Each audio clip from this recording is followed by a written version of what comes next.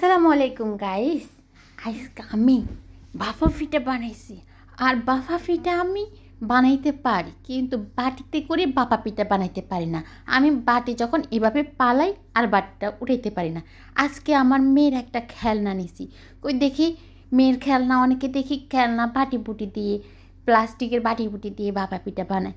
তো দেখেন মেয়ের খেলনা ডিশ পাতিল, তো সেটার মধ্যে আজকে বাবা পিঠা দিয়েছি।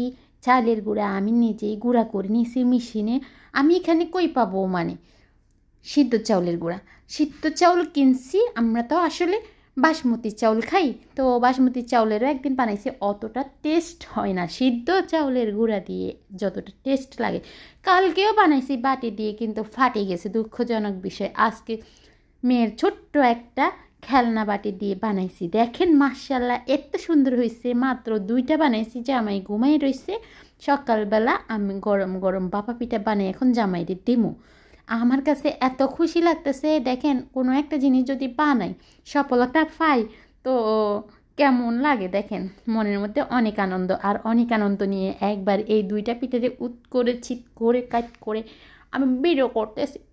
যাই হোক, 2টা ডিমও সিদ্ধ করেছি জামাইয়ের জন্য। তো এখন সকালবেলা জামাই নাস্তা খেয়ে দোকানে চলে যাবে। দেখেন গরম গরম দুয়ায় ওরা পিঠা খাইতে কেমন লাগে। যার যার খাওয়ার ইচ্ছা আছে তাড়াতাড়ি বানিয়ে খেয়ে ফেলবেন। যেইভাবে বলছি ওইভাবে চাউল ভিজিয়ে মেশিনে পাউডার করে নিজেরাই বানিয়ে নিতে পারবেন।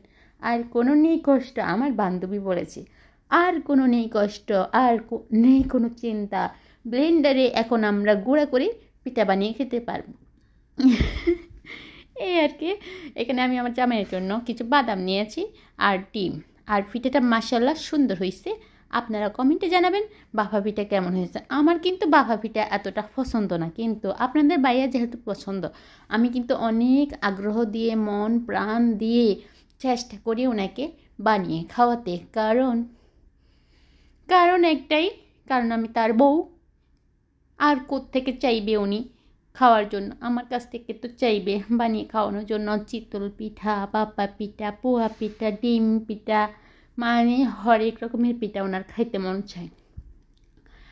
আসলে সবসময় এতটা ভিডিও করি না, প্রায় সময় যেটা মন চায় ভিডিও করি।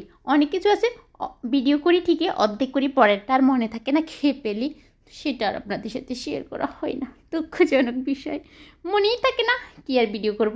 তো সবাই ভালো থাকেন, সুস্থ থাকেন। সকালবেলার নাস্তা এইটুকু আপনাদের সাথে শেয়ার করলাম। কেমন হয়েছে পিঠা সেটি কমেন্টে জানাবেন। একটা সাদা পিঠা আর একটা লাল পিঠা।